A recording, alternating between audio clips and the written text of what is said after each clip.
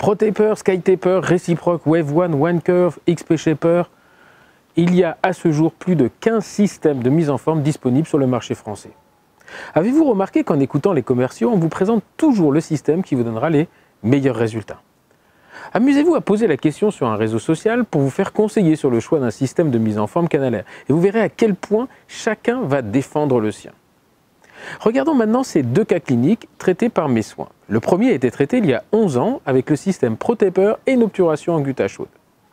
Le second a été traité quant à lui il y a 18 mois avec un système, le XP Shaper, et une obturation avec une biocéramique, en l'occurrence le BioRoot RCS. Deux systèmes de mise en forme, deux techniques d'obturation et un même résultat, un succès clinique. Une belle démonstration ici que l'instrument lui-même y est finalement pour que peu de choses.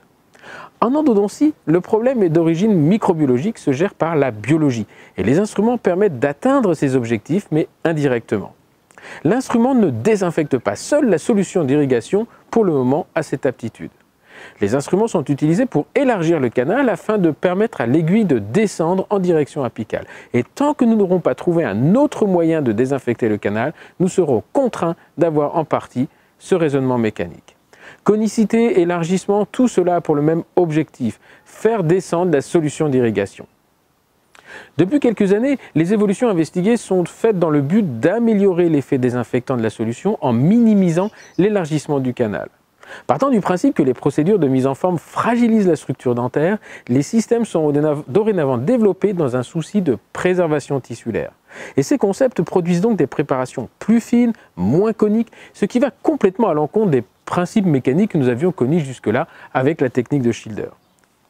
Si l'on revient sur les deux cas présentés tout à l'heure, dans le premier cas, le canal est préparé avec un diamètre apical de 25 centièmes et une conicité de 7 ou 8%.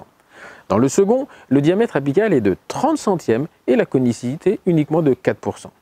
On note très bien sur les radiographies post-opératoires la différence de profil et on comprend que la seconde est plus préservatrice de tissu que la première.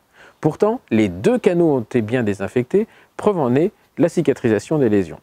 Dans le second cas, un instrument complémentaire, le XP Finisher, a été utilisé pour activer la solution au sein du canal, de façon mécanique. Et sans cette activation, l'irrigation passive n'aurait probablement pas suffi. L'endodontie n'est pas un seul problème mécanique de mise en forme. Que la conicité obtenue soit de 4, 5, 6%, le problème n'est plus là. La pathologie endodontique est microbienne avec des répercussions biologiques extra-radiculaires. Nos thérapeutiques sont donc indirectes et en traitant le problème microbiologique, on ne fait que remettre la dent dans un contexte biologique favorable pour réorienter la biologie osseuse vers la cicatrisation. À partir de là, on comprend qu'il n'y a pas de bons ou de mauvais instruments. Il y a ceux qui sont peut-être plus simples que d'autres à utiliser pour obtenir un même résultat. Mais ce qui est simple pour certains ne l'est pas forcément pour d'autres. Alors en conclusion, rappelons-nous que les instruments ne sont que les maillons d'une longue chaîne de la thérapeutique endodontique. L'essentiel réside entre nos mains de cliniciens. Et quelque part, c'est ce qui fait que les choses sont beaucoup plus excitantes.